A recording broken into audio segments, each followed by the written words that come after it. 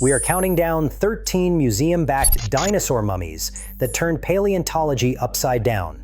From classic field blunders that taught generations the wrong lessons, to forensic revelations that expose hidden anatomy and institutional facepalms spanning a century, each entry unmasks how experts missed the real story right under their noses. Outdated reconstructions, ignored fossils, and features no one thought possible, these are not just relics, they are decades of error baked into global displays.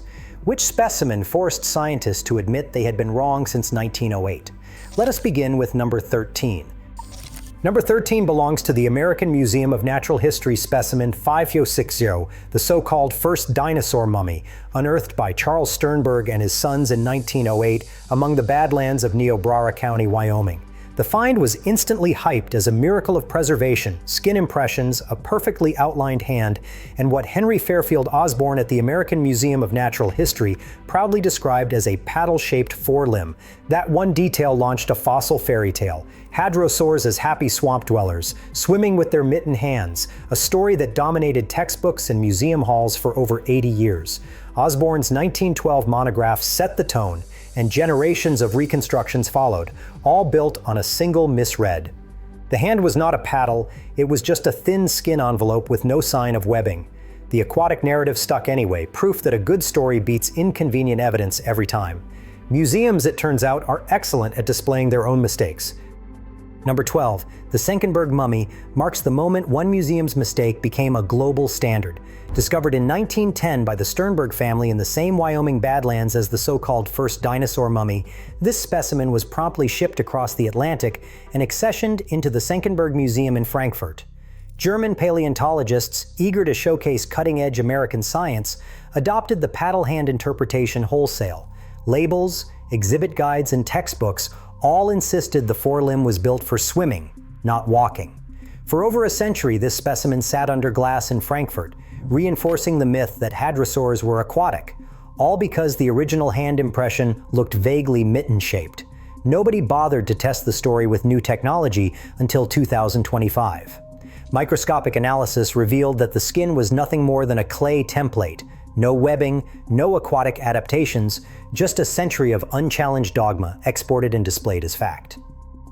Number 11. Leonardo turns up in Montana, not Wyoming, and throws a wrench into the idea that mummified dinosaurs are a local fluke.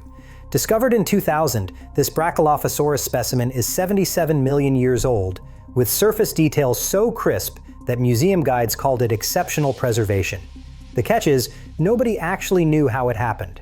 Leonardo preserves the same kind of external anatomy, including scales, skin outlines, and even muscle shapes seen in the Wyoming mummies. It is from a different species and a different formation. For 25 years, the mechanism behind this preservation stayed a mystery, as scientists paraded Leonardo as proof of unique conditions or freak accidents. Instead, the evidence now points to a repeatable process: mummification by bacterial clay templating, not magic sediment or rare chemistry.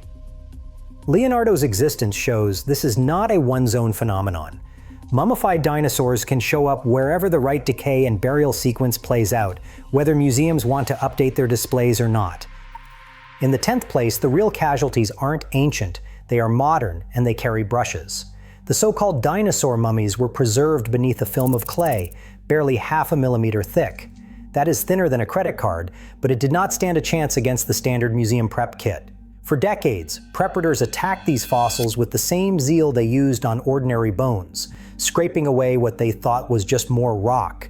The 1908 field notes called it skin, but they gave no warning about its fragile nature. One careless swipe, and 66 million years of bacterial clay templating vanished. Deadlines for new displays always beat out caution, and the pressure to reveal a photogenic skeleton meant details were sacrificed in the name of speed. The result? Whole layers of evidence were destroyed before anyone knew what they were looking at. No villainous curator, just 1,000 small acts of ignorance. The only thing more fragile than the mummy films was the institutional memory supposed to protect them.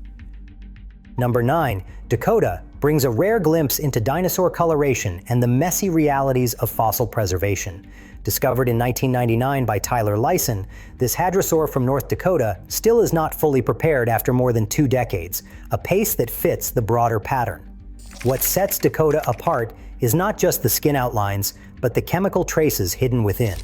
In 2015, transmission electron microscopy revealed preserved melanosomes, tiny pigment structures embedded in the fossil tissue, offering the first hard evidence for actual dinosaur color. That is the kind of detail museums left out of their displays, even as they touted Dakota as a mummy. The specimen also sports bite marks and claw punctures from scavenging carnivores. This is a taphonomic twist. These wounds vented decomposition gases, helping the outer layers dry before burial. Instead of a pristine relic, Dakota records a chemical and forensic crime scene, pigments, punctures, and all. While museums kept quiet about the color evidence, the specimen's ongoing preparation reminds us that the story is still being written, one overlooked detail at a time. 8th place goes to the footprints, those stubborn wedge-shaped impressions that have haunted ichnologists for decades. Across the Lance Formation, hadrosaur trackways preserve broad, blunt toe caps, sometimes with a mysterious extra width at the tips. These are not the pointed claws of a typical reptile, and they certainly do not match the slender digits seen on most museum mounts.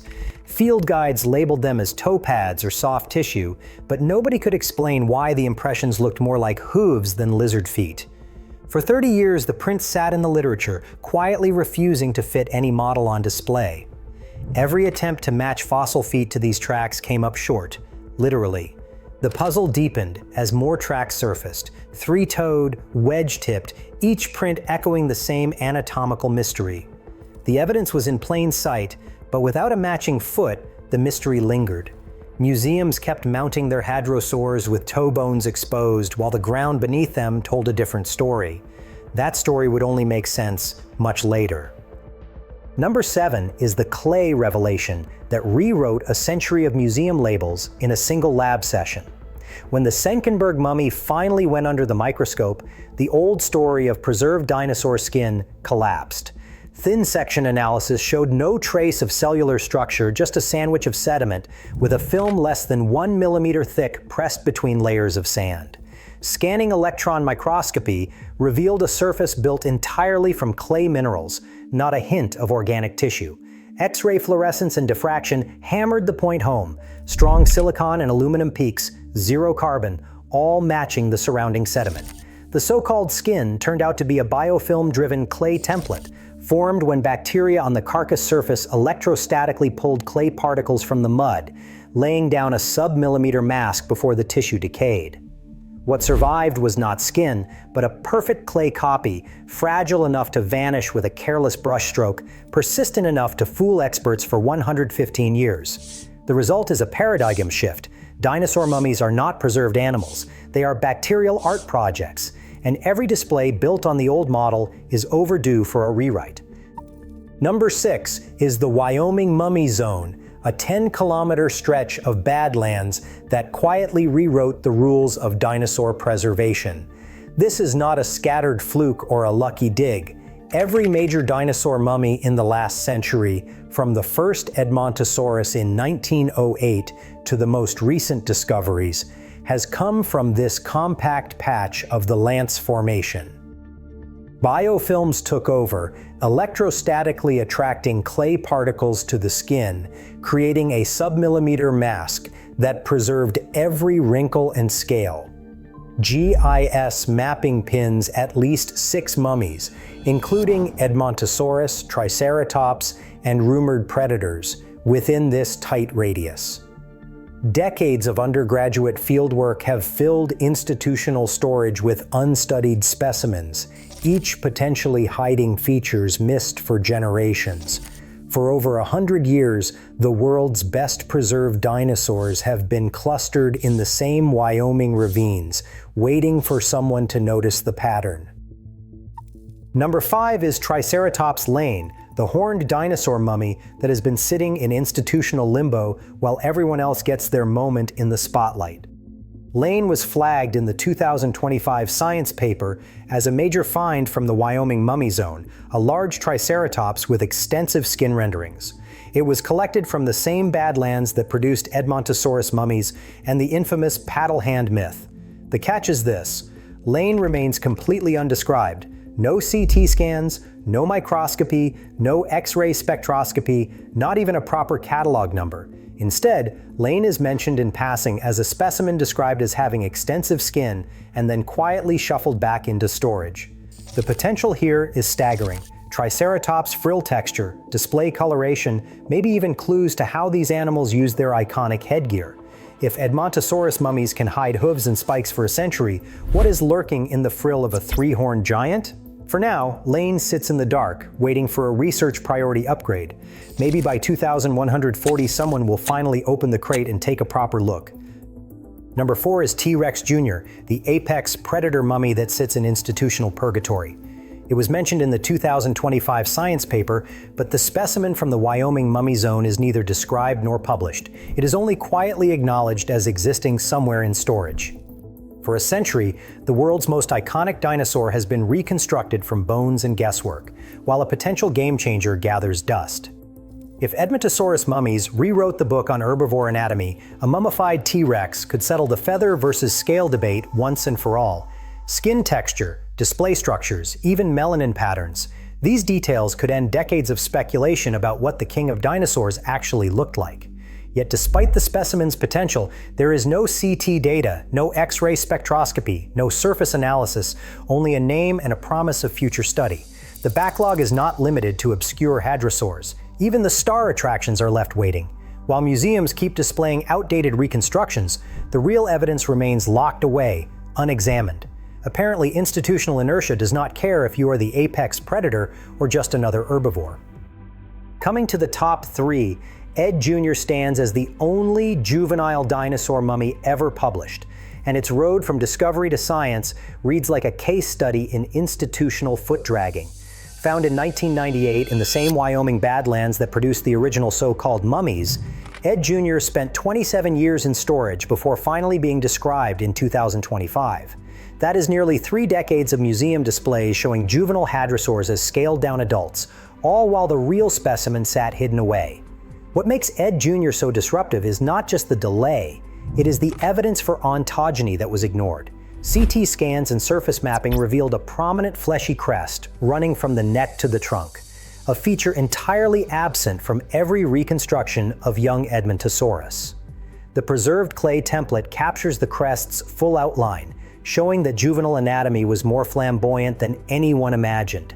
Instead of a nondescript duckbill, Ed Jr. had a soft tissue display structure that likely changed with age, upending decades of textbook illustrations.